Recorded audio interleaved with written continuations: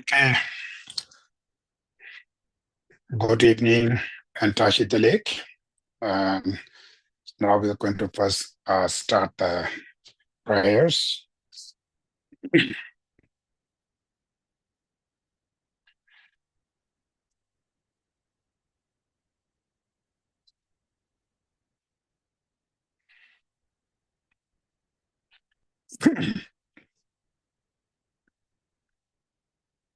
Your body is created from a billion perfect factors of goodness. Your speech satisfies the yearning of countless sentient beings. Your mind perceives all objects of knowledge exactly as they are. I bow my head to you, O chief of the Shakya clan. You are the most excellent sons of such peerless teacher. You carry the burden of the enlightened activities of all conquerors, and in countless realms you engage in ecstatic display of emanations. I pay homage to you, O Maitreya and Manjushri. So difficult to fathom is the mother of all conquerors. You who unravel its contents as it is are the jewels of the world. You are held with great fame in all three spheres of the world. I pay homage to you, O Nagarjuna and Asanga. Stemming from these two great charities with excellence are the two parts of the profound view and the vast conduct. You are the custodian of the treasure of instructions encompassing all essential points of these parts without hero. I pay homage to you, O Dipankara. You are the eyes to see all the myriad collections of scriptures. To the fortunate ones traveling to freedom, you illuminate the excellent path. You do this through skillful deeds, straightforward by compassion. I pay respectful homage to you, all my spiritual mentors. I bow down to the mother of the conquerors of the three times, the perfection of wisdom inexpressible by words of or thoughts, which is unproduced and unseized like entity of the sky, the object of wisdom of unique knowledge. Teyatha Kate Kate Parakate Parasamgate Buddhi Soha. Teyatha Kate Kate Parakate Parasamgate Buddhi Soha. Teyatha Kate Kate Parakate Parasamgate Buddhi Soha. May all negative forces opposed to Dharma be completely pacified. May the host of 80,000 obstacles be pacified. May we be separate from problems and harmful conditions to Dharma. May all enjoyment be in accord with the Dharma. And may there be auspiciousness and perfect happiness here right now. By the knower of all hearers seeking pacifications are lead to peace. By the knower of paths, those benefiting migrating beings accomplish the welfare of all the world. By the perfect possessions of it, the subduer teach the verities possession all aspects. To these mothers of the Buddhas, together with a host of hearers and bodhisattvas, homage. He who taught dependent origination, no cessation and no originations, no inhalations and no permanence, no coming and no going, neither difference nor same. These through claiming of conceptual elaborations to you who is supreme speaker among all fully enlightened Buddhas, I pay homage.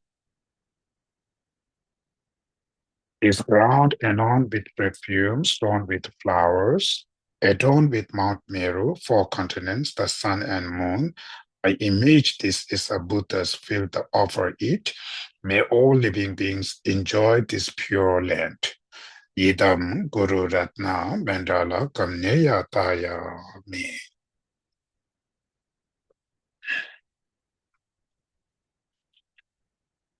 So this next is the refuge and generating bodhicitta. So it is very important when we recite this prayer, during the refuge prayer, the first two lines, you can also meditate on renunciations, renounce all these mundane pleasures, seeking oneself, really wish to achieve the liberation of all your destructive emotions. That's why I fully rely on Buddha Dhamma Sangha can help us, save us from all these suffering and causes of sufferings, right? That refuge.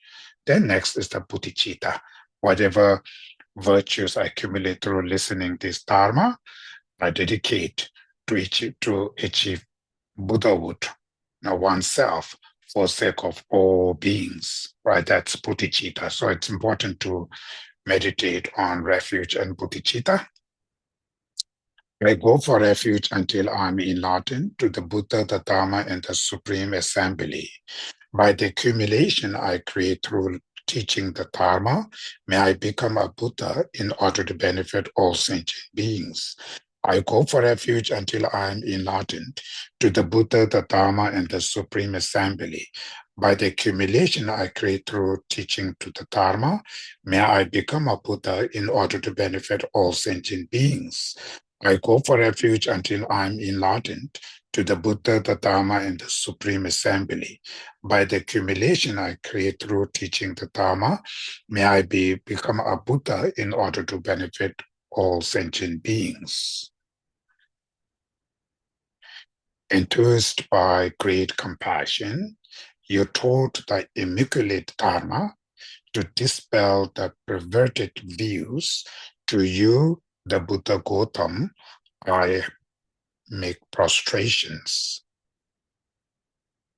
Namo lai ke da lu da ni jin ji de bon da da mi ke nan da to kun ji ta na chi zang tam je ke to da ji chue den to ran ja son ra kun la ta we mi ke zang ta ba de be chu mo cho ze we chu me ta ke ze ba yi se ze shi ni nam la ku be tu.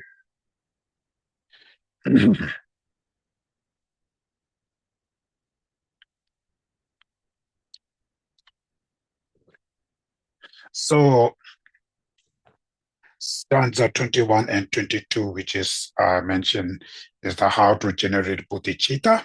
So in order to generate bodhicitta, we have two different lineages mentioned earlier. So we finished the Maitreya lineage of generating bodhicitta, right? Sevenfold point essential instruction of cause and effect. So that traditions we finish. Now today, Manjushri lineage, right? So from the lineage that Buddha Shakyamuni transmitted to Wei Manjushri, to Arya Nagarjuna, right? And then another way is Arya Shantideva, right? There are two different ways. So from the Nagarjuna's lineage, we call the lineage of profound view, right? Then Manjushri directly to Arya Shantideva, Lapchen Juju, how can you say? Special lineage of special deeds, maybe. Kind of, I'm not sure exactly the word, how they translate that, but it's specific from the Shantideva lineage, right?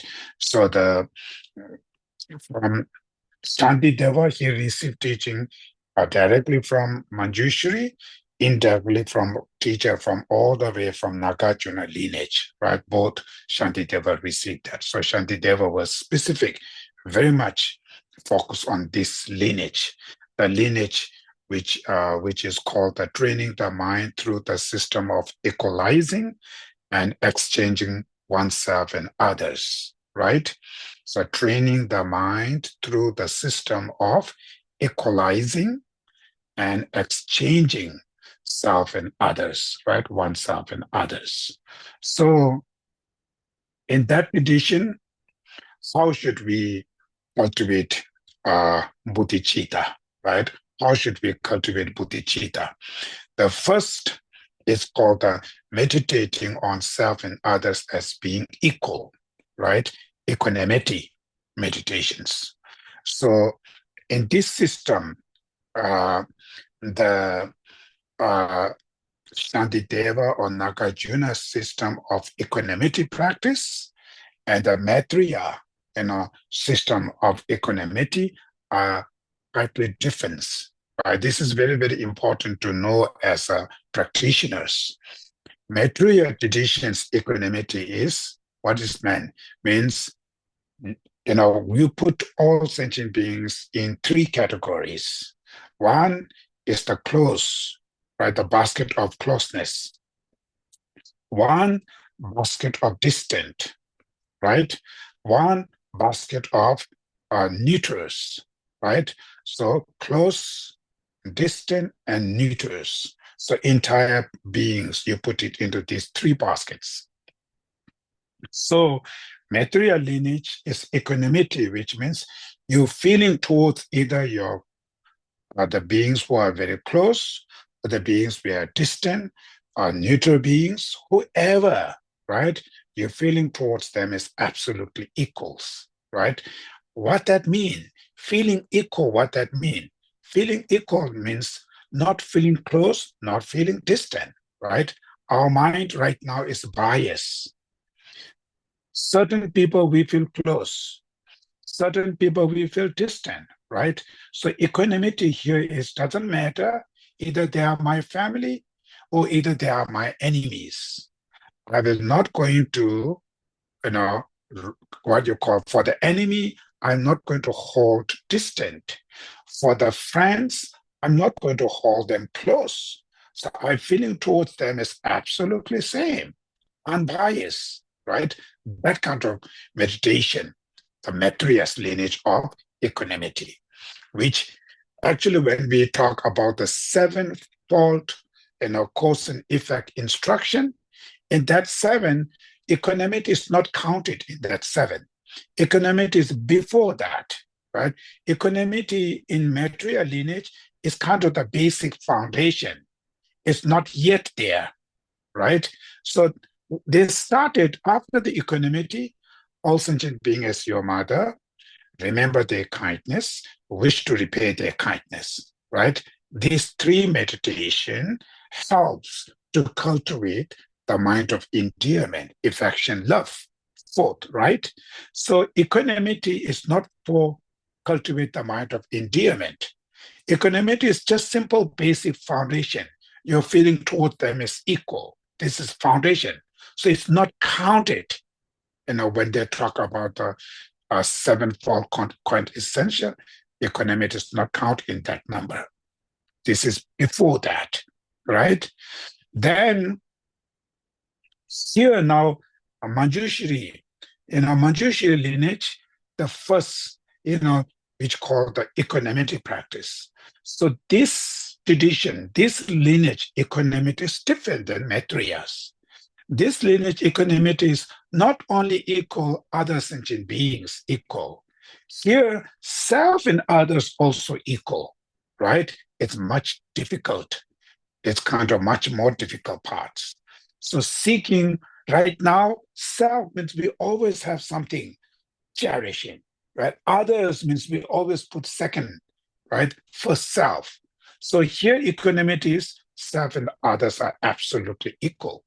There's nothing differences between these two, right? So when you meditate, how should we generate, right? Here coined the meditating oneself and others and as being equal. So how should we meditate?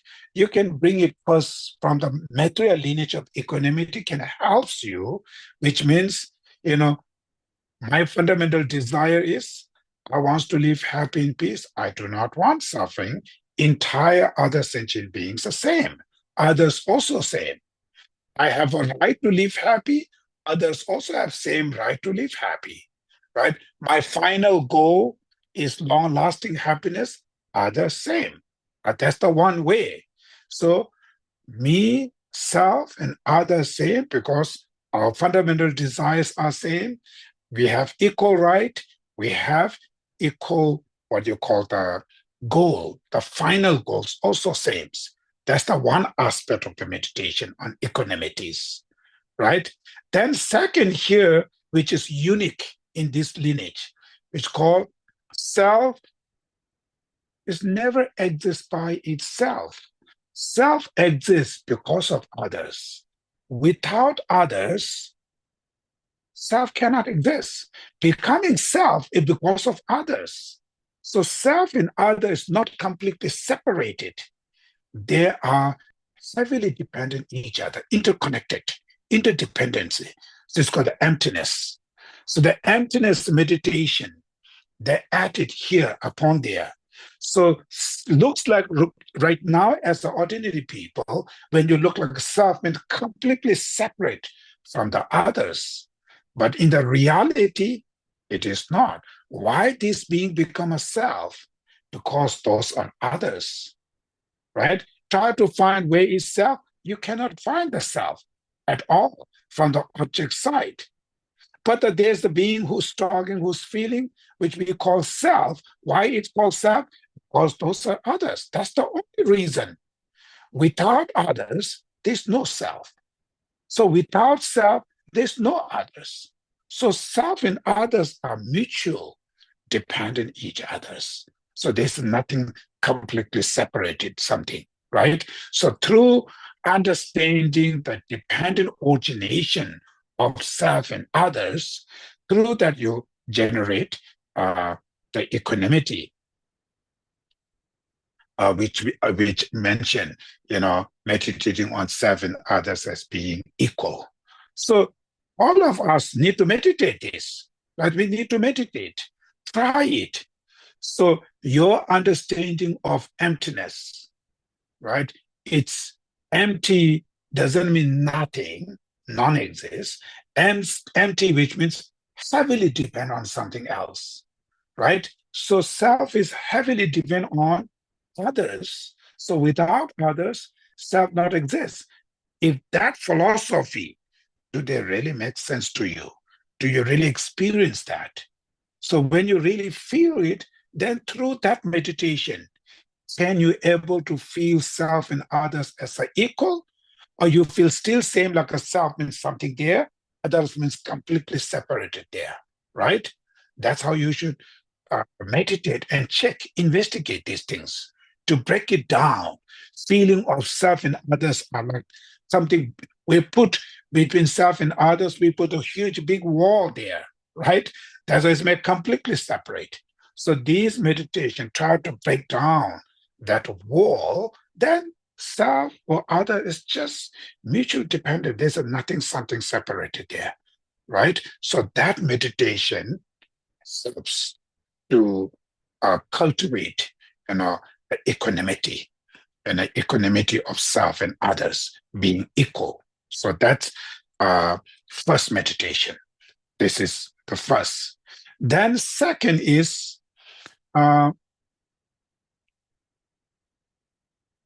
understanding the disadvantages of selfish, self-centered attitudes.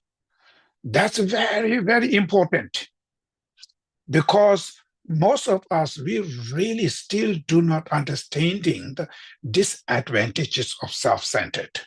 Specific as a Mahayana Buddhist, right? Mahayana Buddhist practitioners, one of the unique our practice, uh, uh, unique, what you call then common normal Buddhists called Theravada Buddhists is Mahayana Buddhist practitioner have some special knowledge who understanding this self-centered attitude is one of the causes of our problems.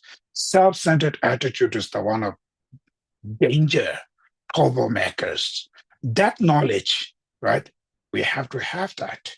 So that is why I call disadvantages of self-centered attitudes. So disadvantages of self-centered attitude, when you look it into the Shantidevas, right?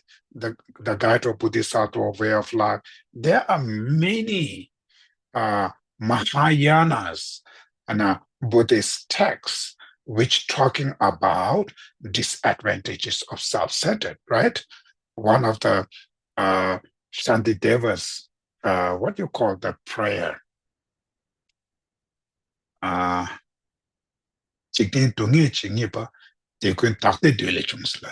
yeah. So all the worldly, the sufferings, yeah, here, whatever miseries of the world, all of them arose from wanting one's own happiness, right? That's how Shantideva says, right?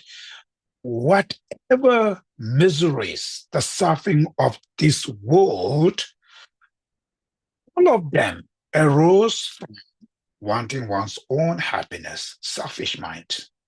So first, before you meditate compassion, bodhicitta, rather first just look, because self-centered we have, right? All of us has that.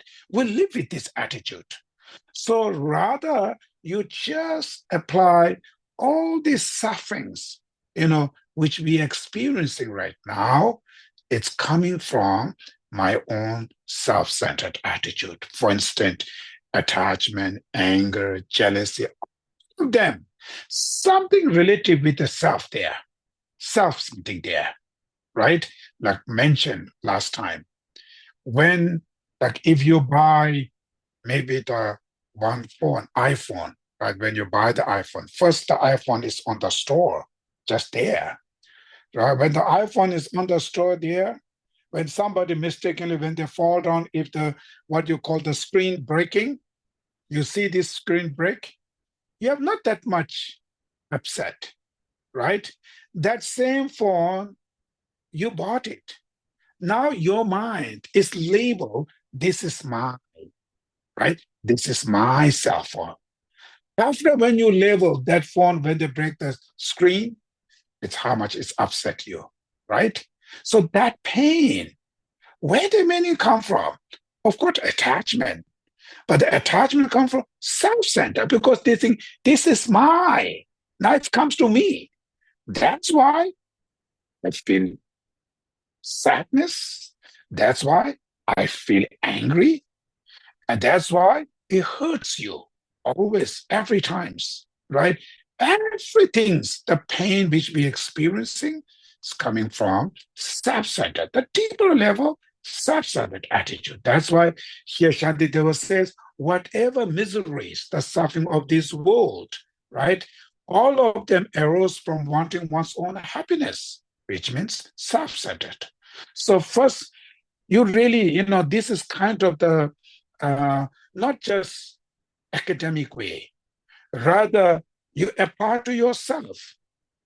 Somebody when they say bad things to you, how much you feel upset. Somebody when they praise to you, how much you feel joy. So all of them coming from where? Deeper level sense of holding that sense of self, right? That's how all these problems. And then also self-centered, if you're so much concerned about the self, that mind makes your mind very narrow-minded, right? It's small, very small. It concerns only one beings. Because of remain with a very small, narrow-minded, problem is when that beings encounter with small problem, easily feel upset, easily feel fear, worries. Mental pain is very easy because the mind itself so weak. Why? Because it's very small. It's only concerned oneself, right? So that's how you just, all this problem you have, you should apply to your self-centered. Till you feel from deep of your heart, you feel disgust to your self-centered. Means you really wants to get rid of like a cancer cell, right? If doctors see some kind of cancer cell in your body, how much you feel uncomfortable. You wants to get treatment to get rid of this. It's concern you constantly, right? Same.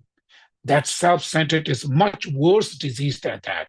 The first Panchen Lobsang Chicken, his Guru Puja, he used that word, chronic disease, right? The self-centered is like a chronic disease. And that disease is not coming only for one life. That disease can harm to whole your life. We've been victim, right? The patients of that disease since beginning last time to till today. We've been suffering by this disease of self-centered, right? Only the thing is we don't recognizing these things. That's why we don't care. Like even animals, when they got some chronic disease, mentally they don't care that much because they do not know I have this disease or that disease. Exactly same like that. In the emotion level, we are similar like animals. We really do not know very well about these things. That's why we don't care about this. When these self-centered there, when they arises, we don't feel any fear worries. That is why meditate means think about, read this Chantideva's text, right? And think about, and the things make sense, then you apply to yourself. Your problems you've been encountering in your life, you should apply to something, either directly, either indirectly. Something that is connected with the self-centered there. Always be there. So when you see this more, then that helps. What they're going to help you is you feel wish to free from your self-centered, right? That desire, wish to get rid of these self-centered attitudes.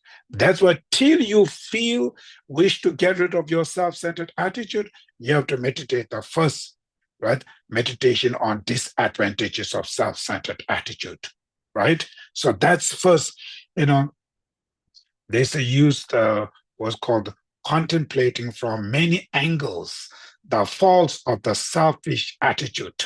So here they use that nice word, right? I think it's in the language. Contemplating from many angles the faults of the selfish attitudes. So which mainly means, you know, contemplating, meditating on disadvantages of all your self-centered. So these meditation, we need to understand what is the purpose of this meditation. It's mainly for feeling. Do you really feel you want to get rid of your self-centered attitude, or you're not feeling still? If you don't feel something concern to your self-centered, right? Something worry to yourself. If you have done feeling this, that means you need to meditate disadvantages of self-centered because you still not understanding the disadvantages of your self-centered. You have not enough knowledge to understand that. That's why you don't realizing this self-centered attitude, how dangerous it is. That is why you don't feel any concern to your self-centered. Therefore, you do not have wish, right? Wish to get rid of your self-centered. If you do not have wish to get rid of your self-centered, then next meditation is just, we just follow that. It's not comes like a what do you call it? A deep of your heart, right? That's why contemplating the disadvantages of self-centered till you feel from deep of your heart, you feel fear to your self-centered, concern. Through that, you feel some kind of disgust, right, to your self-centered. Through that, you feel something like, I wish to get rid of my self-centered. I really want to stop my self-centered. Till that, you meditate. Then when you got that level, then next meditation, right? Meditation on advantages of cherishing others, right? Altruism. So here the word they use, contemplating from many angles, the good qualities of cherishing others, right? So meditate on all the advantages, all the benefit of the mind of cherishing to others, right? Cherishing to others. So when you think, that same Shantidevas also have lots of information about this, how much is benefit having altruism. That altruism, which means You're cherishing others, right? The mind of cherishing to others, right? Mind who kind of the concerns others' well-beings, right? These are the called what you call the altruism. So through your study, right, read all these bodhisattvas and the text which talking about the Mahayana text. Read specific one of the best text is the Shantidevas, right? Shantidevas, the first chapter is very good about this. So read this till when you're reading this, it's not just blah blah blah blah. That's not that much affected. Even one stanza, you read it and you contemplate, you think the meaning behind there, apply to you. Do you 100% believe the mind of cherishing will give you happiness? You know, sometimes we're not believing these things. We're just saying that because of our text, because we hear many times, we say, yes, cherishing to others, very good. Altruisms are good. But maybe deep of our heart, maybe not yet. Not yet. That's why we're not able to put our effort to cultivate this, the altruistic intentions. So that's why problem is lack of understanding the advantages of cherishing to others. Therefore, reading the book, think about yourself and apply the logic that things make sense. For instance, if you're thinking about entire sentient beings, right, equally, entire beings, then somebody win, somebody lose, whatever they do, is not that much makes you upset here. You care about, like, for instance, if you have two children, right? When the two children compete each other, one win, one lose, mothers feeling is nothing because they have completely same compassion to both of children. Who lose, who win, there's a nothing. She wants to be both of them successful, right? But we are not. Somebody, when they lose, we're upset so much. When somebody win, we're angry so much. So all these things coming from where? Because we do not have proper cherishing to others. Always looking about oneself, right? So something which depend on one relationship with oneself, then we always support that way. So all of these problems coming from self-centered, lack of cherishing to others. So that is why the second one, Ortho Shantideva says, whatever happiness there is in the world, all of it arose from wishing for the happiness of others, right? The what do you call the guide of Bodhisattva way of life text saying that. So whatever happiness, right, there is in the world, all of that, all of it arose from wishing for the happiness of others.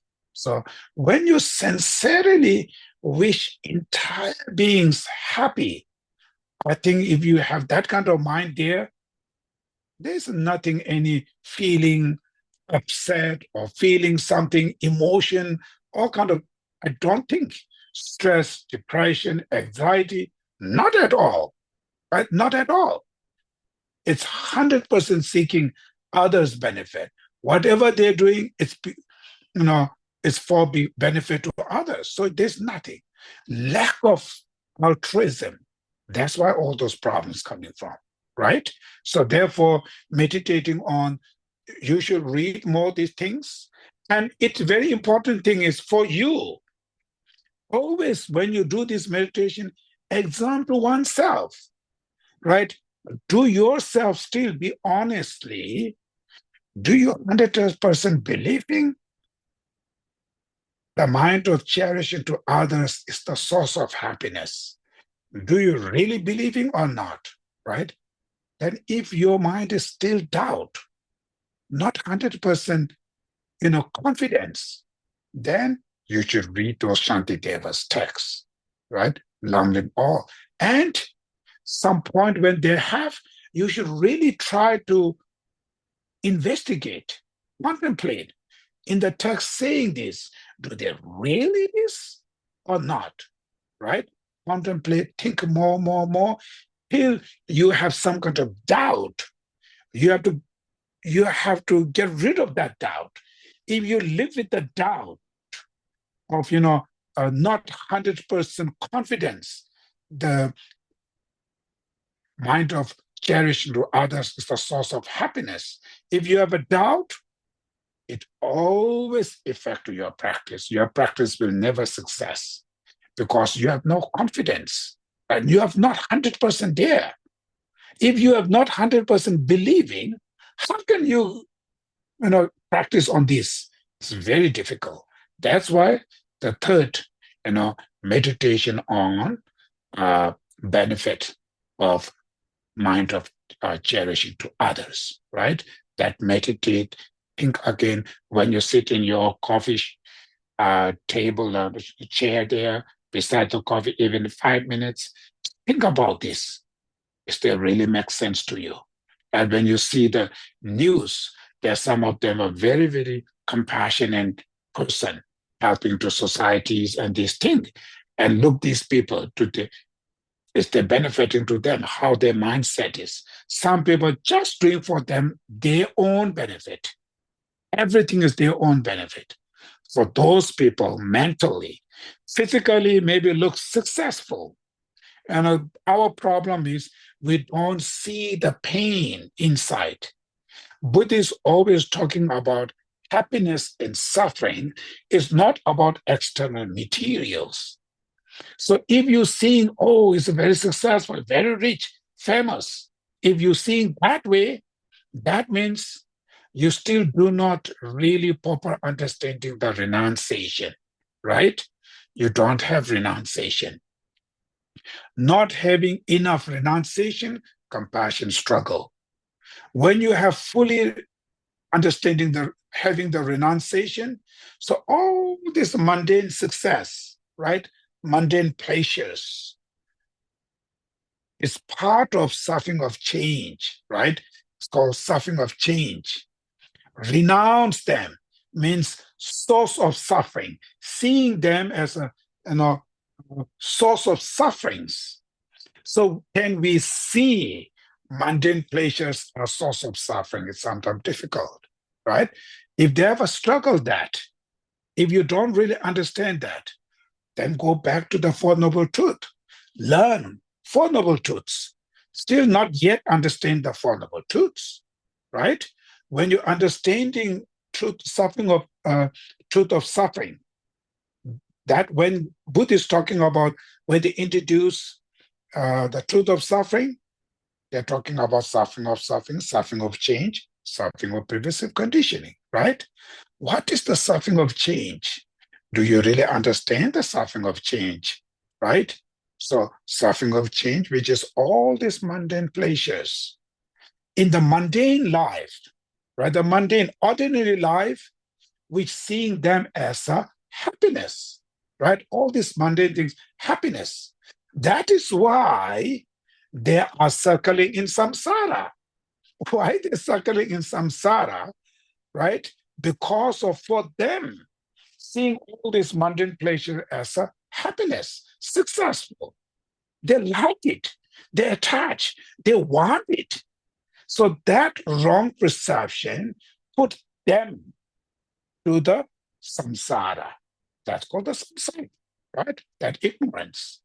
So when you know the first noble truth of suffering, and suffering of change is the suffering.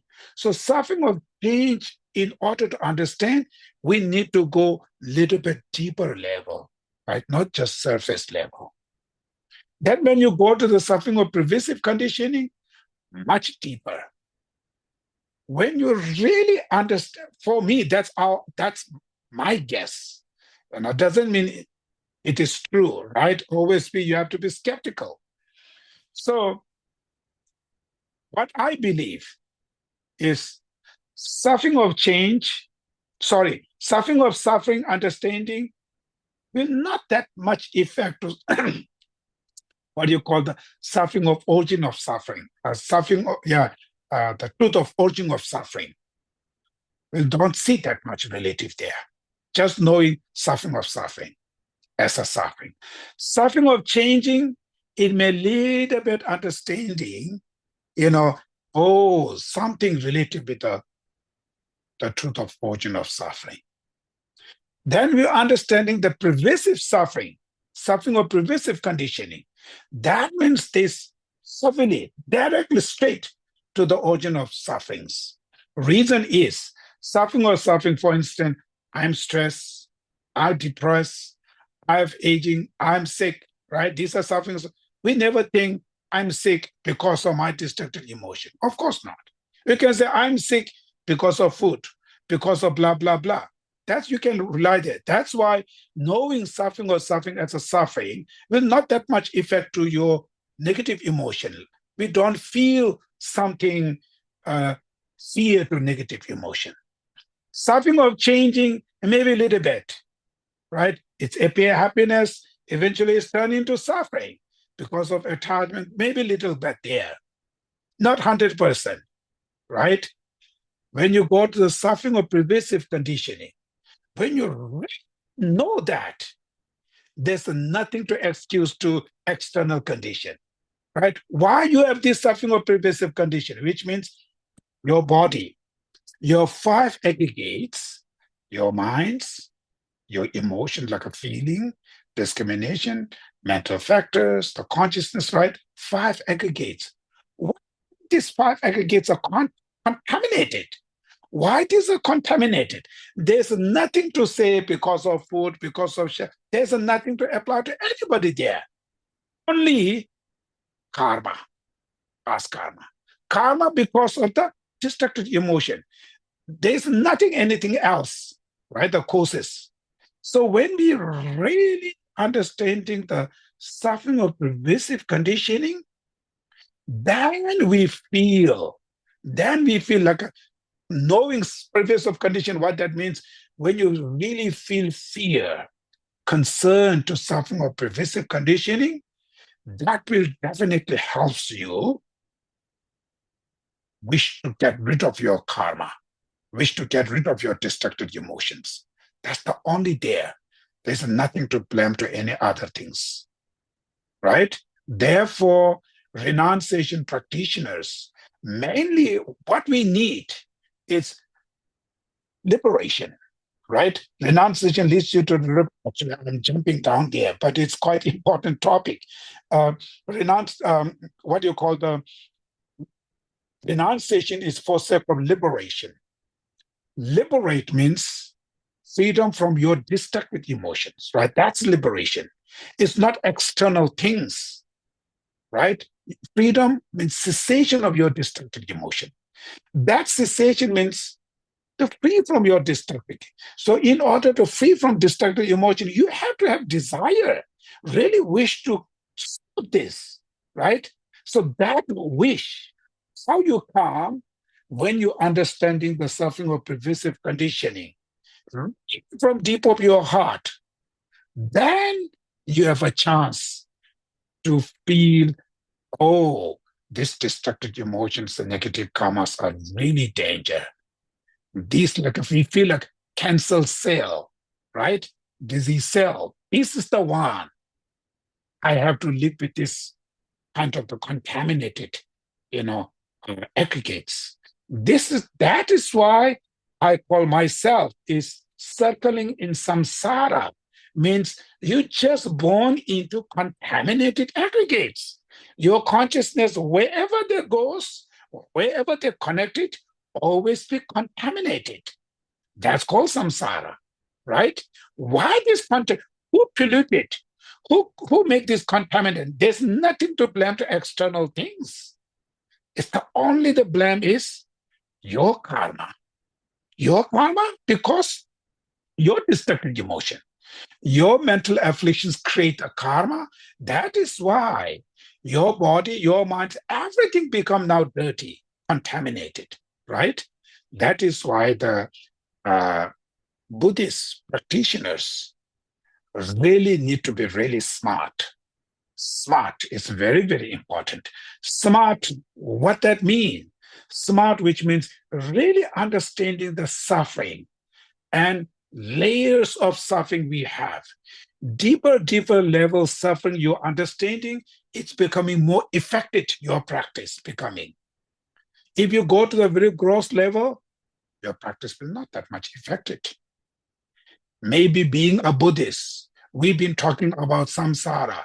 You may hearing renunciation maybe 100 times, right? But we still do not have that wish to get rid of your destructive emotion. Still don't have that. Why? Because we do not know, we do not understand even the suffering. The first teaching of Buddha, even we do not understanding proper the sufferings.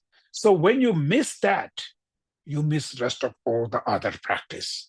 Because not having proper renunciation practice, compassion difficult, really difficult. When you impress the people are very successful, very rich, very famous, if you really impress to those people, then compassion's very difficult. It only goes to the poor people. It's only your compassion becomes very limited. You cannot able to cover to entire sentient beings, right? Your compassion become limited.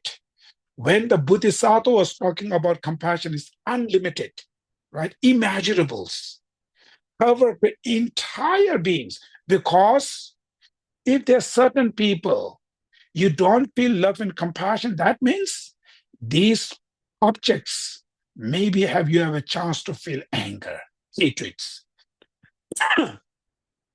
These objects you not cover. If you're not covered by compassion, love, that means they have a chance to feel anger and some other emotions. That is why we don't feel compassion, because we do not know the suffering properly.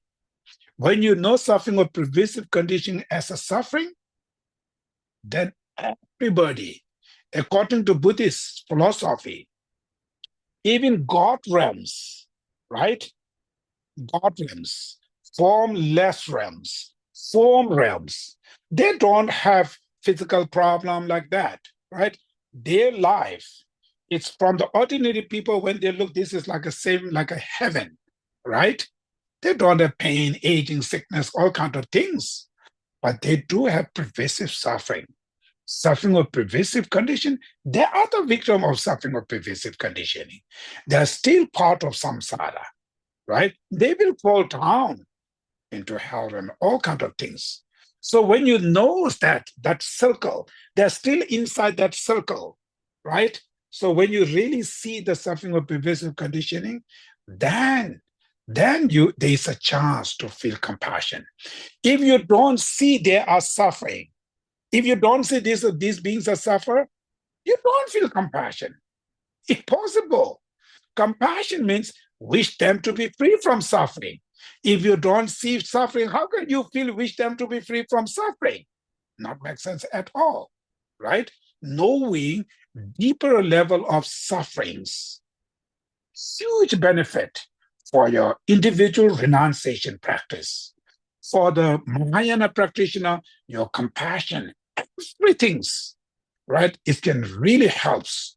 So that is why, as a practitioners, first we can go very soft way, but then when you become quite serious, being studying on Lamrim for many years, now you have to go dig down.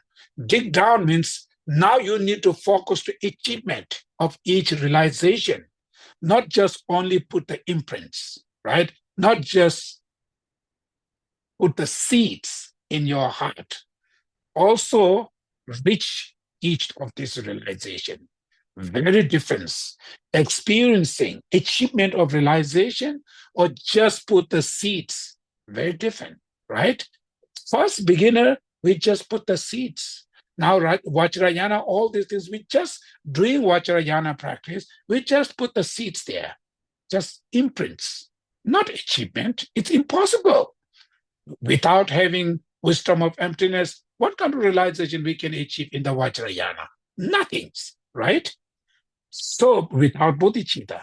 But we're doing this, it just put some seeds and imprints for future. Now, when we've been studying for Lamnim long time, now not just look on the seeds. Now you have to grow a little bit higher level. Now, achievement.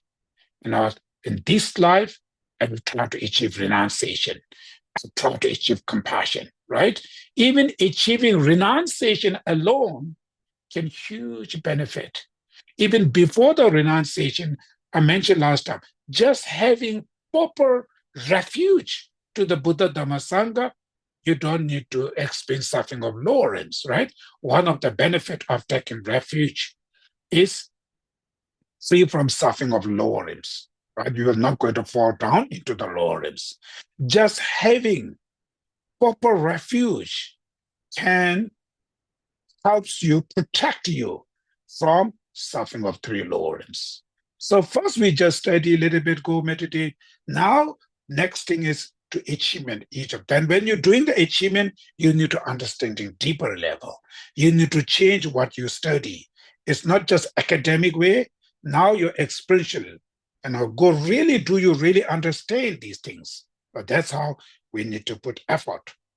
So then after understanding the advantages of the mind of cherishing others, when you really understand the benefit of this cherishing to other, you feel like hungry. I really want to achieve that, right? So when you really see the huge benefit, you really want that, always that desire. So that's why meditating on the advantages of cherishing, mind of cherish to others, to helps you, encourage you, cultivate your wish to achieve, wish to generate the mind of cherishing to others, right?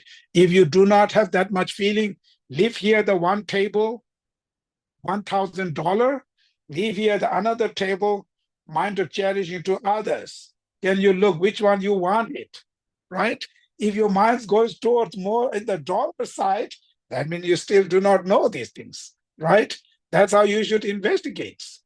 So because of always our problem is lack of understanding of this, because most of this information is about the mind.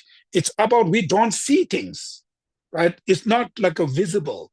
It's all about invisible things. Very important, invisible things. So that's why we not knowing this much these things.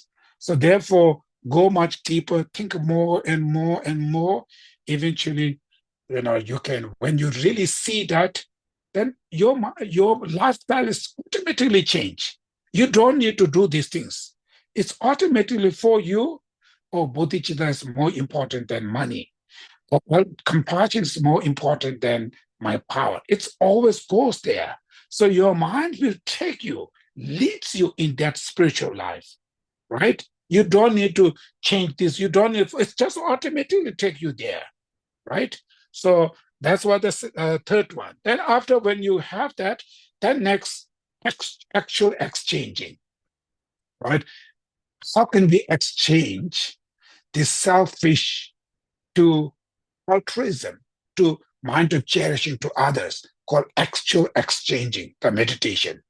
So actual exchanging meditation is called Tonglen meditation. Tonglen, which means giving and taking, right? Giving and taking, the meditation on giving and taking. So giving out of love, taking out of compassion. Mainly Tonglen meditation or meditation on giving and taking, which means love and compassion meditation. This is the main mind training. The mind training, the real pillar, the source of the mind training come from this tradition, the meditation on giving, exchanging self and others. The mind training. We have so many mind training teachings around there. The main seed, the real, like a pillar, is actual exchanging self and others, right? meditation on actual exchanging self and others. So that's Tonglen meditation. So Tong, which means first, out of sincerely feel love to all beings, right? Love means you sincerely from your heart, you really wish entire beings have happiness, right? And the causes of happiness. That wish, you need to meditate, right? You have to go again. Till when you really feel that, when you feel that, then what they're doing is during the meditation, we need to breathe, right? Constantly. So when you exhale, then that your love, right? And merit and virtues you accumulated, whatever you have happiness, like form of smoke, when you exhale, you send it those smokes with your breath, right? When the smoke comes out from your nose, it goes through 10 directions and it's spread to all over the universe. Entire beings, from hell realm to God realms, spread. So entire beings from hell realm to God realm, when they inhale, you just visualize they take that smokes with their breath. When the smokes go into their body, you're visualizing them, their body and their minds remain very peace, very happy, healthy life, right? That's kind of meditation.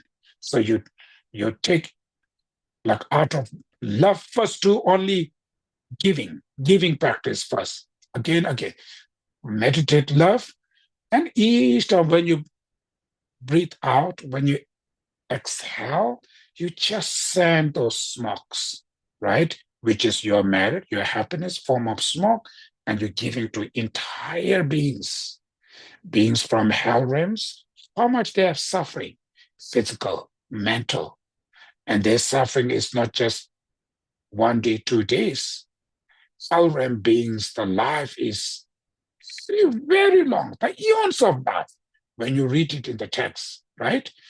When they fall down there, it's very hard to come back. It's very long life. So their whole life is suffers. So you just out of that feeling of love and give them, right? Dedicate to them. So that's how from harem, hungry goes, right? Then sometime if you feel some kind of spirits, harmful spirits, ghosts, right? They're harming you or something, then you meditate on sincerely love to them, right? These beings also wants to live happy in peace. They all suffer by same, exactly same destructive emotion.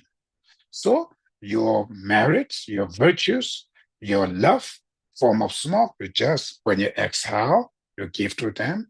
When they inhale, you visualize. They take, after they take these smokes, really they fulfill the satisfy of the happiness they experience physical, mentally, right? Animals, human beings, God and demigod. So do that for, as much as you can. That's meditation on giving out of love. Then next, compassion. Compassion you're taking now. Compassion means you sincerely wish them to be free from suffering, right? And the causes of suffering. Out of feeling of compassion, then each time when you inhale, you voluntarily, happily, to take all other sufferings, right? Form of smoke. So when you inhale, you're taking these smokes with your breath.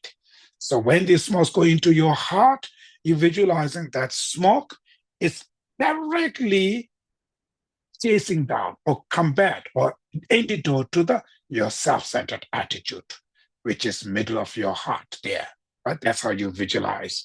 Take those smokes like a other suffering form of smoke, inhale again and again. So some of people may feel some kind of hesitate, some kind of fear. Oh, I need to take all these sufferings? Fear, right? Actually, it's good. It's good because you're really trying to, meditating. Because if you don't feeling anything, whatever in and out, you don't feel anything, right? So when you feel a little bit concerned, so, oh, yeah, it's good. But that concern comes from where? Self-centered. That's why. You see now, still this enemy, self-centered, is still there.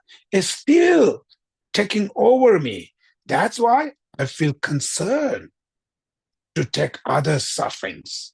Bodhisattvas, why they have no hesitate? Why they happily take others' suffering? Because they are free from that self-centered, right? You are not free. That's why this concern comes from. So each time when you feel that concern, you say, I will go, really, now I see this self-centered still there. I really need to get rid of that. Again, take those all suffering form of smoke. When they go in your heart, you visualize they really come back to your self-centered, getting weaker, weaker, and weaker. So when you do, problem is sometimes we just focus on the breathing and visualization part. That's not enough. Our focus is feeling. First to feel love to all of them. Out of love, then you take in smoke. Smoking visualization is for sake of feeling the love and compassion. If feeling's not there, just visualization, not that much affected, right? It's not that much. It is like a mindfulness meditation, like a breathing meditation. It's not that much. So that is why you need to be first feel love to them. So love, to do this love feeling, first, affection, love, the mind of endearment. Maybe you can do a little bit here. If you don't feel love to other beings, meditate at that part, in that section.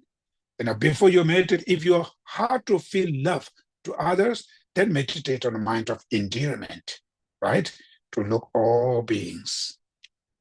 So every movement of whatever they're doing is sake of happiness, right? There's the girl, if she put one flower in her hair, or she put this flower for happiness, she's seeking all this for happiness, right? There's a people who's dancing there.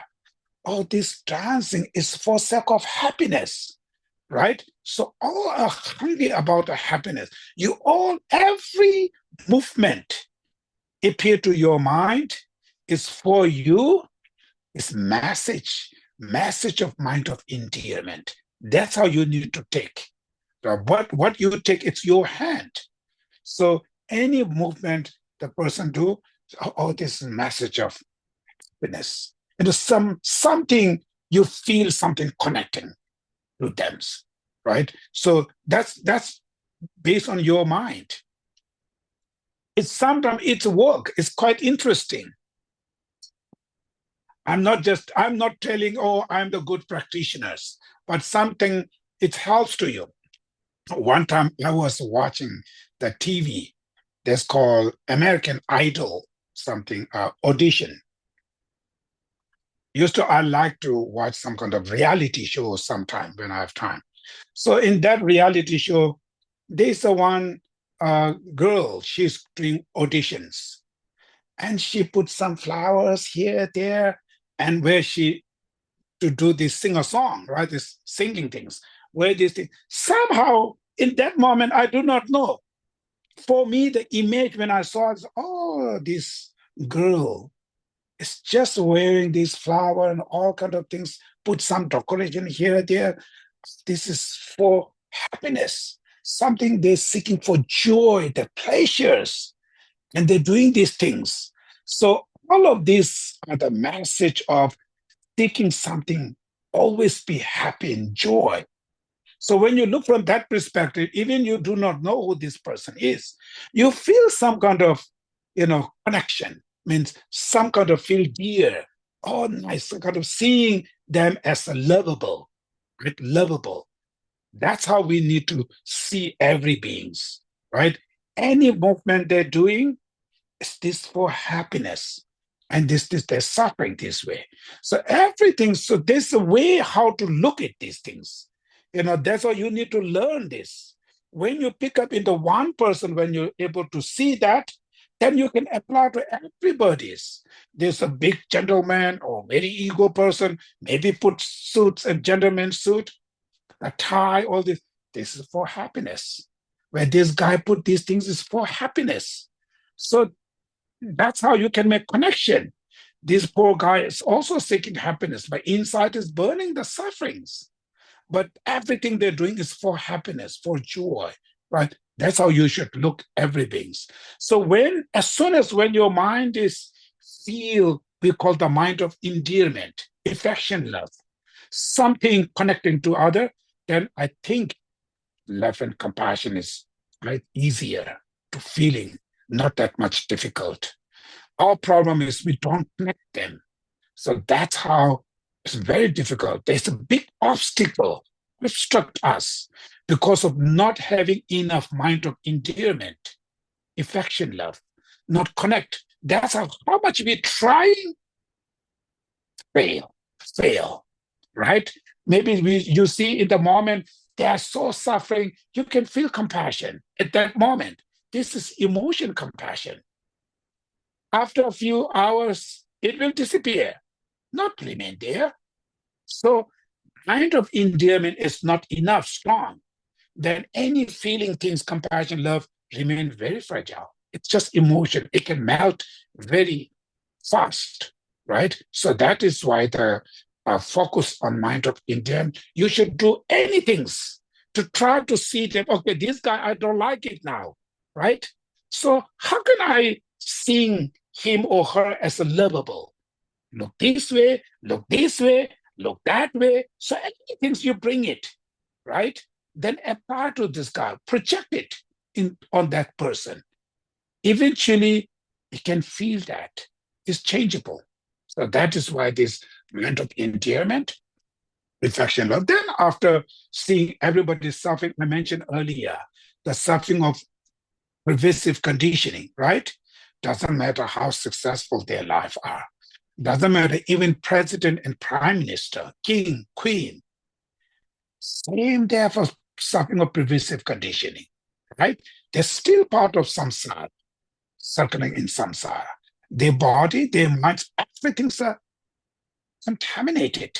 They're still under the power of mental affliction and karmas, right? They're still the victim of these things.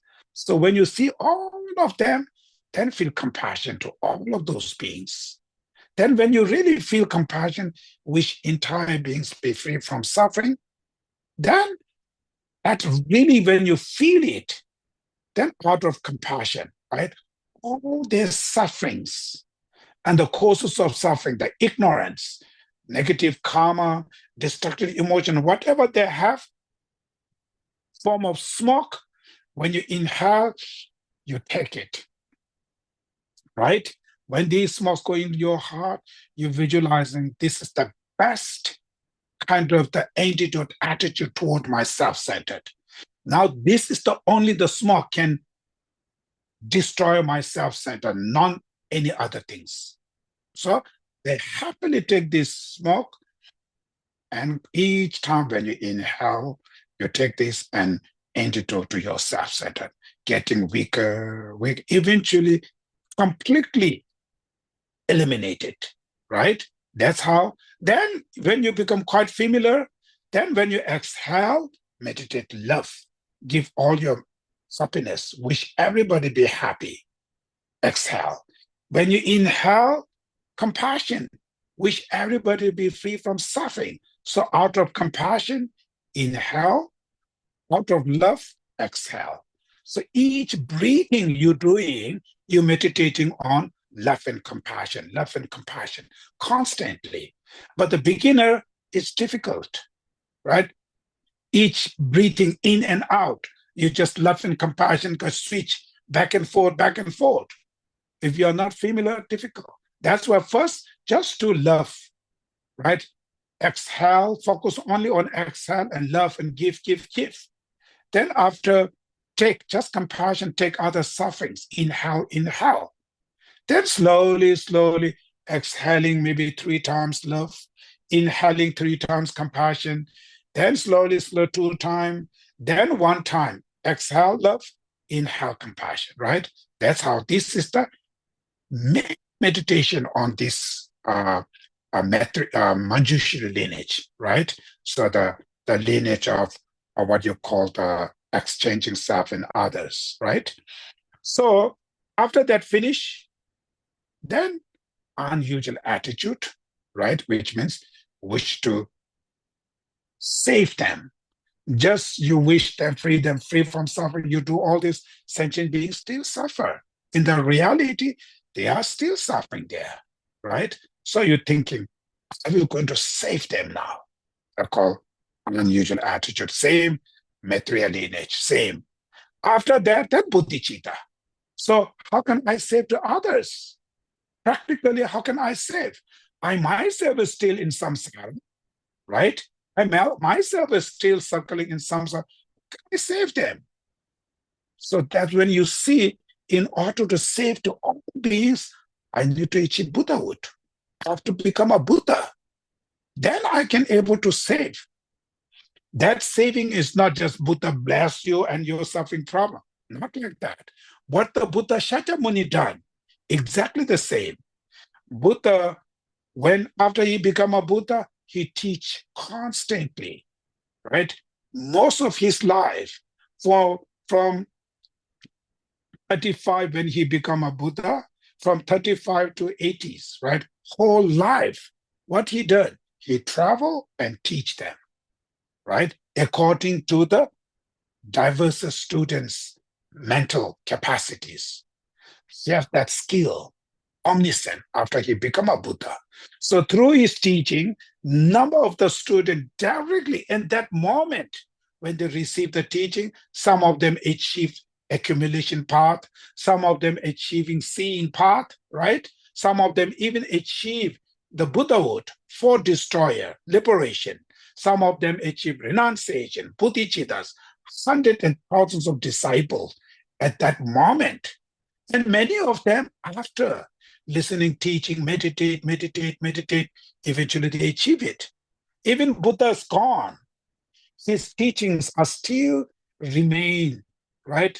It's been like more than 2,500 years ago. Still, millions and millions of people benefiting. That kind of helping. When you become a Buddha, you can able to do that type of benefit. That's why I desperately need to achieve that omniscient Buddha mind. Then I can able to save others, right? Through that, you generating wish oneself to achieve enlightenment Buddhahood. Main purpose of achieving oneself Buddhahood is to benefit to all beings.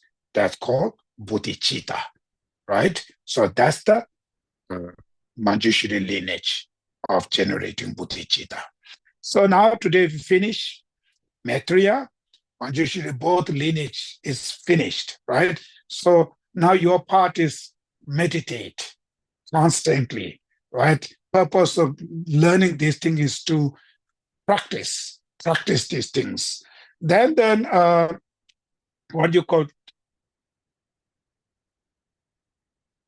there are one kind of tradition which is called, how can they combine it, both of lineage, combination, right? Go Maitreya and Manjushri, both, how should we combine both? And according to liberation of palm of your hand, we were saying, he put it the 11 different stages. First, equanimity. Right? This equanimity is material lineage of equanimity. Other sentient being is equal. So first meditation is mind of equanimity. Then second, recognizing all sentient being as a mother, right? Second. Third, remember their kindness. Now, remember their kindness has two things. One, material lineage, remember their kindness is mother's kindness, right? But Manjushri lineage of a kindness called special kindness. Special kindness, which means not just only mother's kindness. Even when they were not your mother, you receive so much benefit from others, right? Even your enemy is also a benefit to you for cultivating patience, tolerance. Enemy is the best helper, right? To grow your patience, tolerance. So you not only mother's kindness, their kindness, all sentient beings, right? Even this life, that's called special kindness. So these two meditation. After that, wish to repay their kindness, right? So then wish to repay their kindness. Then next, now you go to the Manjusharis, self and others as an equal, equanimity, right? Self and others as an equal. Then next, meditating on disadvantages of selfish mind, right? Then next, meditation on advantages of altruism or cherishing, mind of cherishing to others, right? I think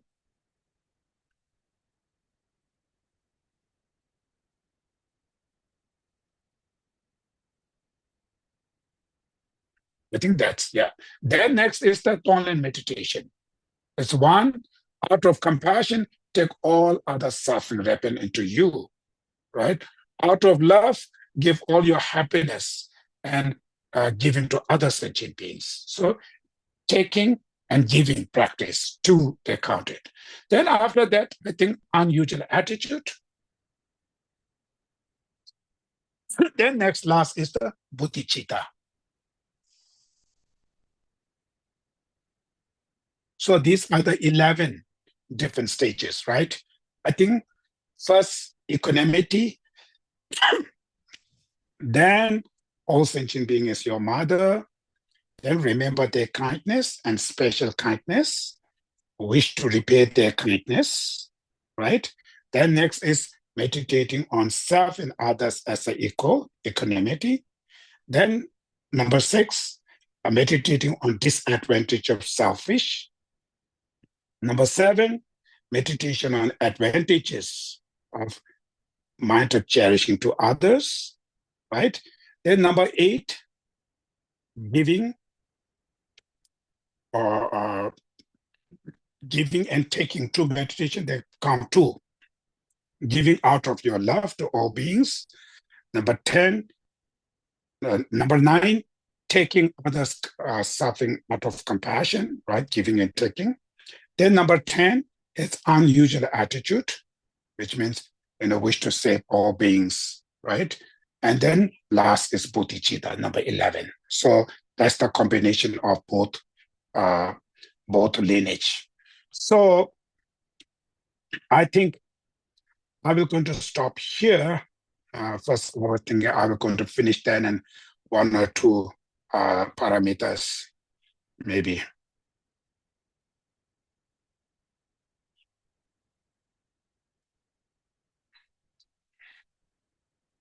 So I will going to stop here. So now the I got one kind of the question from last class, and I received the email from Jonathan. The question is called, where does the suffering of pervasive conditioning end? Do beings in the pure 8th or 9th and 10th bhumis suffer? I think these are the two questions. First, where does the suffering of pervasive conditioning end? It means it's ended when you achieve the liberation, but called the nirvana, right? Nirvana, in general, they're talking about two. Nirvana, something left over, and nirvana, nothing left over. There are two types of nirvana. So the nirvana, something left over, what that means, okay, in this life, you meditate, right? You meditate, finally, you completely eliminate your destructive emotions, right? You achieve freedom of destructive emotion, mental afflictions. You achieve, right, freedom or cessation of your mental affliction. That's called nirvana, something left over, because your mind is free from mental afflictions, but your body is still contaminated, right? It's just from birth. It's not changed. It's still meat body, right? So aging, sickness, you can die, right? So it's still liberated from samsara, and liberated from mental afflictions, but contaminated. The pervasive suffering still there, right? So when they finish, when you reach the nirvana, nothing left over. What that mean? After you die, After your mind is separated from this body, then you are completely clean. Your pervasive suffering is gone. You don't need to antidote to your pervasive suffering because the main causes is you already purified it when you achieve the liberation. Only this thing is, you have to separate it. So when you separate it, when your mind is separate from this contaminated body, then finished, right? You don't need to go there. That's in Sutrayana, talking about some nirvana, nothing left over. Maybe Vajrayana, a little bit differences. Vajrayana, which talking about subtle body. You have this gross level body, you can, having this gross level of body, you can still use subtle body. Sometimes they're talking about dream body. There are many things talking about, which is Sutrayana have nothing about this. They're not talking about this. So for Sutrayana, only when you achieve nirvana, nothing left over, then your suffering of pervasive condition is ended. But the Vajrayana, you can even, when you achieve the nirvana and the freedom of your mental afflictions, then you already, separating. You can remain separated. You can use your subtle body and constantly, do active anything when you do the life. In the life, without separating from this, you can still use the subtle body and do anything. So that subtle body is pure and clean, right? It's free from contaminated. So it's a little bit, I think, the different. Then do beings at the pure 8, 9, 10th bhumi suffer?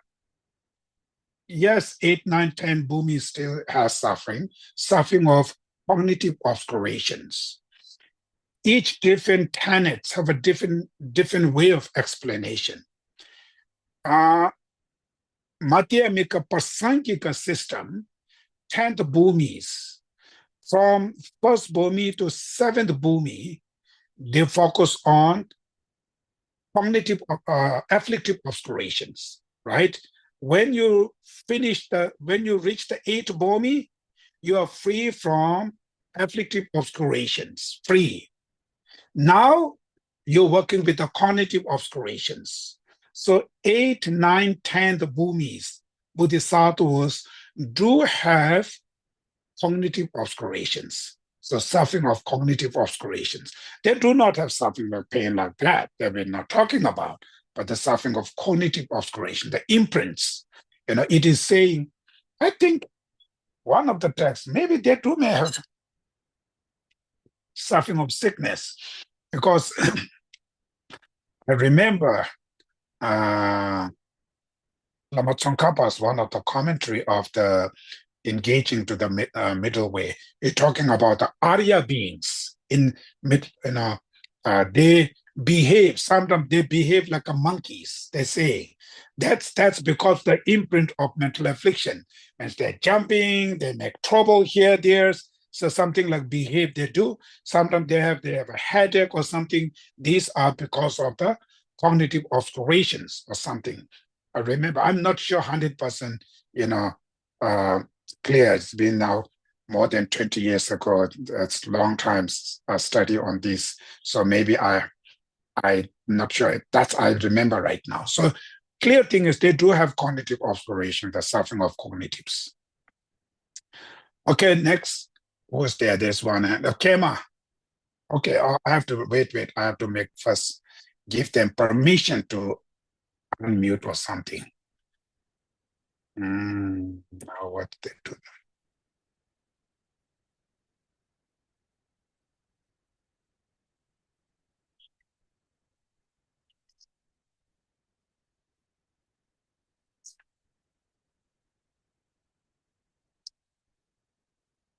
Okay, can you unmute now? Gemma, you cannot unmute? Okay, I need to unmute them. It's quite challenging.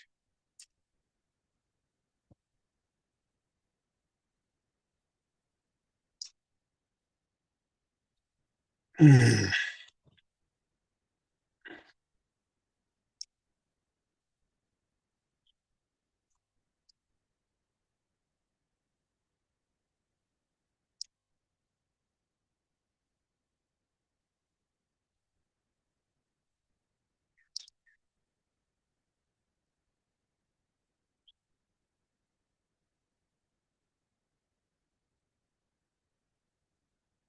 Lord participate unmute themselves. Yes. Okay, now can you try? Yes. Yeah, go Now ahead. I can, Okay. Geshe-la. Thank you so Okay. much. So my question is, Geshe-la has been teaching a lot about compassion. So my question is, what actually one should contemplate about compassion? Like, it's for the I'm thinking it's about they don't know the cause of suffering, what they are suffering, or the result that they are suffering now. For example, like because of jealousy, so they may create, for example, like because of fame, so they may build very big temple. They want to build very big temple, and now something happened to that temple, and then they suffer. So we should feel compassionate for what they don't know about the cause of their suffering right now, or what they are actually suffering right now, that they lost their temple. And the Yeah. second question is it different when the bodhisattva have compassion before enlightenment and after he attained enlightenment? Is there any different after that? Thank you, Geshe-la. Okay, now the first is, of course, the compassion, any compassion, causes of suffering, suffering itself, and it is saying in the Bodhisattva, when you cognize emptiness yourself, when you cognize emptiness, uh, knowing emptiness can help you compassion stronger. Because when you see the reality, emptiness, then when you see all other sentient beings who do not know the emptiness, not knowing the emptiness, that's why their mind of ego grasping, creating so much other sufferings. So that suffering, it feel like a more kind of the concern, because when you know the emptiness, then because of them who do not know this, that you feel more compassion to them, not proper understanding how things exist. They're making lots of mistake. That's why they suffers. So similar like that, suffering, you can see suffering of having anger, suffering of not knowing the where their suffering come from, suffering of remain with the destructive emotion, kind of things. Compassion can arise with any type of the sufferings. So there's nothing to go with the very, very specific one sufferings. Any type of suffering, either causes of suffering, either suffering itself, either suffering of not knowing, right? Not knowing why they suffer, suffering of not knowing, you know, what you call the disadvantages of the destructive emotions. So all kind of sufferings you can, through that you can apply compassion. Second answer is Bodhisattva's compassion and Buddha's compassion. I think the wish to free from suffering may, may similar. I'm not sure how much difference is, but one difference is Buddha's compassion can perceive all phenomena directly. Bodhisattva's method aspect of any practice, compassion, bodhicitta, love, any method aspect of the practice cannot cognize emptiness or anything. There are more method side. But the enlightened compassion, bodhicitta does not only wish them to be free from suffering, that compassion can cognize ultimate truth, which called the emptiness of all phenomena. So the realization has more powerful, can cognize, can feel both. Bodhisattvas cannot cognize its wisdom of emptiness separately. Their compassion itself is not cognizing any objects. Emptiness, of course, even simple any objects they cannot cognize by their compassion. So it's kind of different, what you call realization. But feeling wish them to be free from suffering, I do not know how stronger each of them, or I'm not sure. But compassion itself, one can cognize the conventional and ultimate truth. One cannot cognize that. Yes, thank you, Geshe-la. I got it. I mean Yeah. that the compassion with wisdom of emptiness, and the other one don't have totally ultimate wisdom. Not that. Bodhisattva's compassion can have essence of wisdom of emptiness. Yes, even Bodhisattva's compassion can have essence of wisdom of emptiness. But compassion itself, Bodhisattva's compassion itself, not going to cognize emptiness. The existence of wisdom can cognize emptiness, yes. But the Buddha's compassion itself can cognize emptiness, two truths, everything's compassion itself. We're not talking about existence of wisdoms. So that's the difference between Bodhisattva's and Buddha's compassion. Yeah, thank you so much, Geshe-la. Okay, next questions. If you have a question, you can unmute. I think you can, right? You can unmute everything, right? Geshe-la, Let's go ahead. when you were speaking about giving and taking and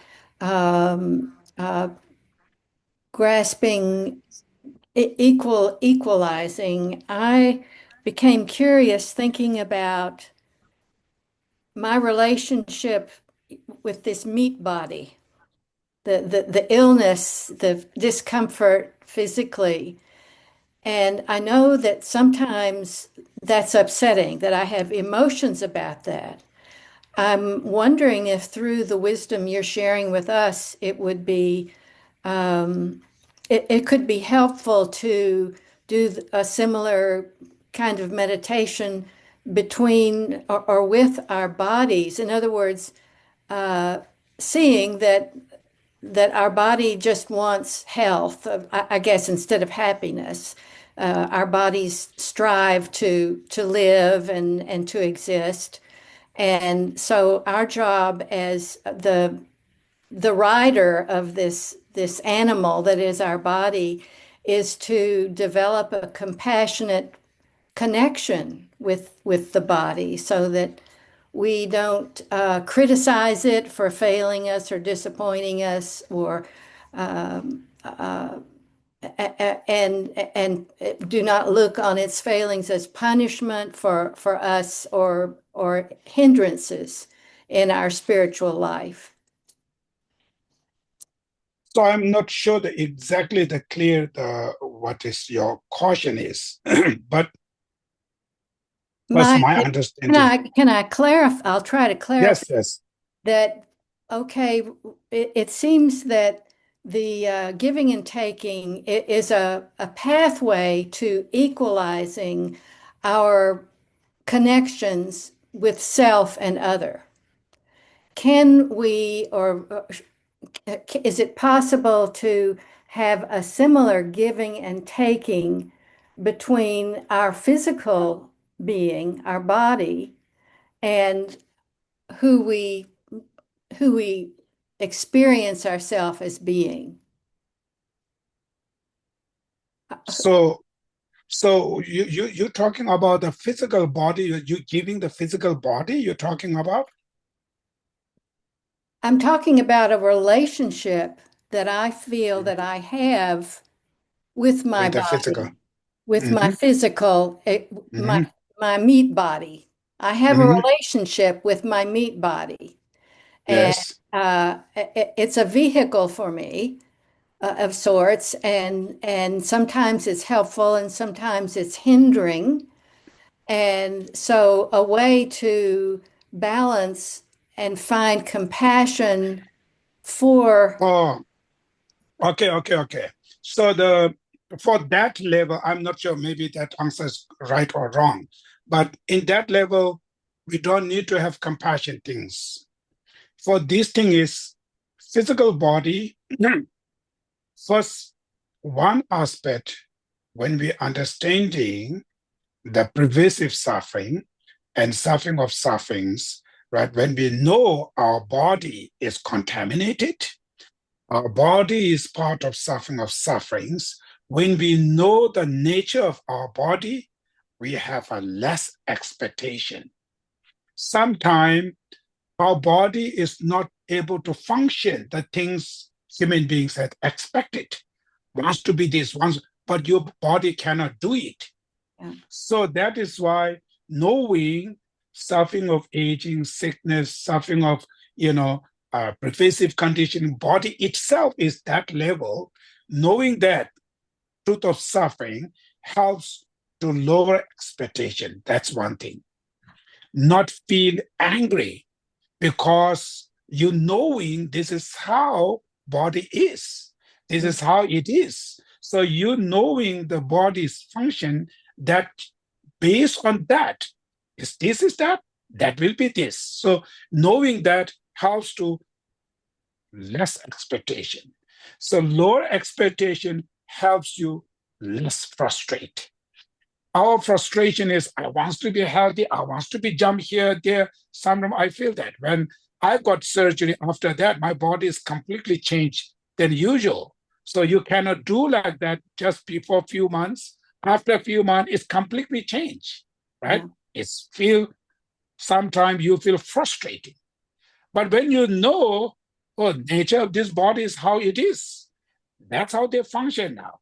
This is how it is. So you accepting what's the body's nature, that helps to keep your lower expectation. So having lower expectation helps you not frustrate to your body when they're doing something, when they're not doing what you wanted. Second thing is always be understanding this body is precious human life in the Lamrim. Means this body has potential to achieve enlightenment Buddhahood, which means this body has potential to overcome all my destructive emotion, all my sufferings. This body has these potentials. So that gives you high hope. Keep always be hope. Less expectation, remain with the hope, no problem. Sometimes when there's less expectation, give up your hope, hopeless feeling, not good. So keep balance means remain low expectation with very high hope. When you live with that, you're enjoying, no frustrate. Something where they're not doing well will not frustrate you. That's how it is. You're accepting. But you always wants to cherish your body because this has a potential to get rid of all my destructive emotion, which is this animal do not have. The tiger can jump and body is very strong, can jump and catch everything. But this body do not have function to overcome their destructive emotions, to overcome all their sufferings. Compared with that, my body is very precious. So that's how it gives you some confidence, it gives you some joy, it gives you some hopes. So therefore, it's nothing to do with the compassion, it's just suffering of truth, the truth of suffering properly understand, and precious human life in the Lamrim. These two meditation, when you do it, the truth of suffering helps you keep your lower expectation. Understanding of precious human life gives you high hope, encourage you. So that gives your mind's balance. Thank you. Okay, so we're going to stop here. Now, next class is quite easy. Now 6 parameters.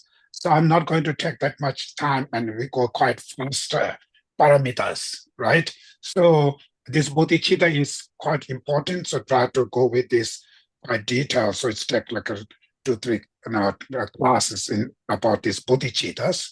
So now 6 perfections, and then wisdom side we have to stay a little bit, and concentration, and rest of them maybe just read it and small explanation. I think that will understand, right? So main point is this bodhicitta where we learn it, and it's always try to meditate these things.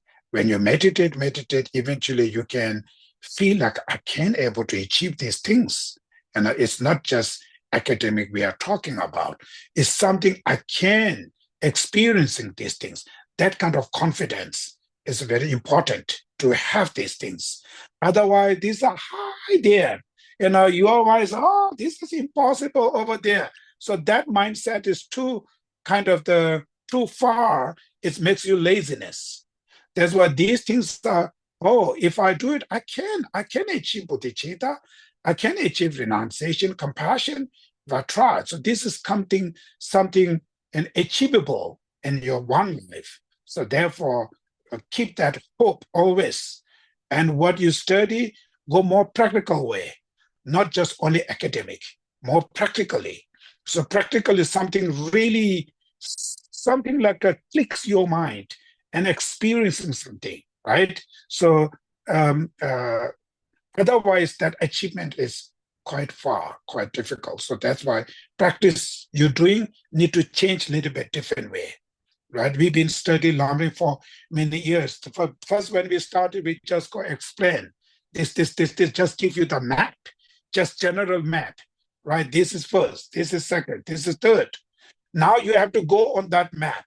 It's a different way. So when you go onto this road, then there are many struggles. Then where you study, where you practice is something looking different way, right? You don't need to apply all this practice. There are lots of information, even compassion. You need to know the general, and there's certain information which so affected you. This information you apply, you put it in practice, and as soon as when your feeling arises, that's the point.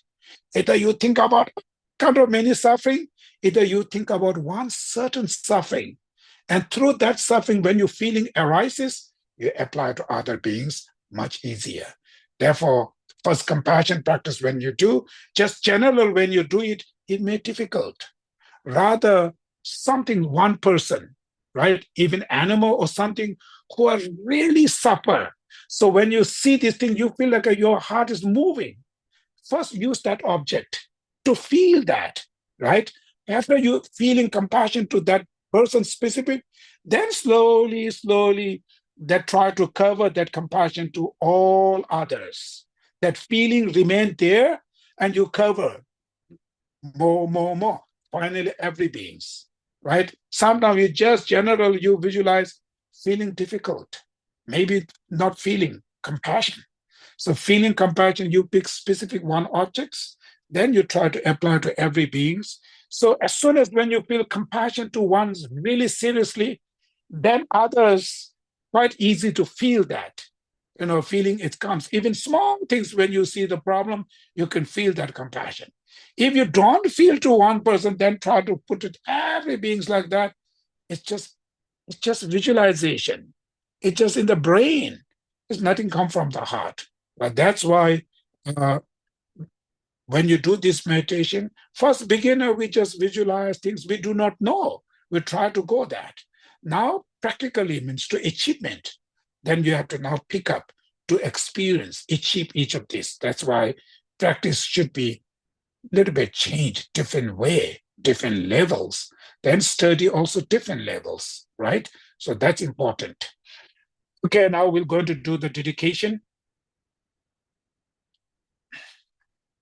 Through these merits, may sentient beings attain the rank of all-seeing, subdued, and full of faults, and be delivered from samsara's oceans, perturbed by the waves of aging, sickness, and death.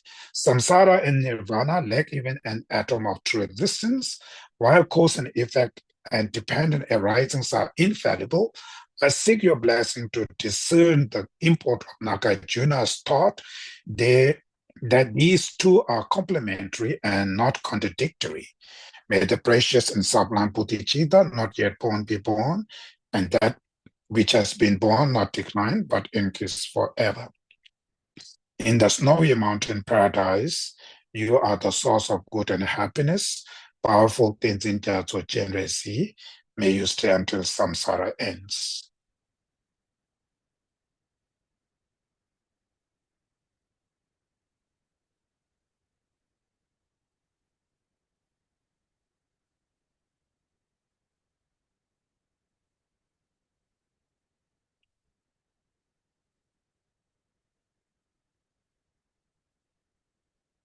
Okay. So now, so when you're doing the everyday little meditation, then after when we have retreat, then it's becoming more kind of the beneficial, then you've been study, you've been practice every day, little, then the retreat time, then together with there, and you do the power of sanghas and influence, they're becoming more effective, right? That's why the continuous practice is very, very important. Okay, have a good night. Thank you, Geshe-la. Have a good night. Thank you, Thank you, Geshe-la. Geshe-la. Thank you. Thank you, Geshe-la. Thank you so much. Thank you, Geshe-la. Thank you, Geshe-la. Thank you. Good night. Good Thank night. you, Geshe-la. Thank you. Good night. Good night.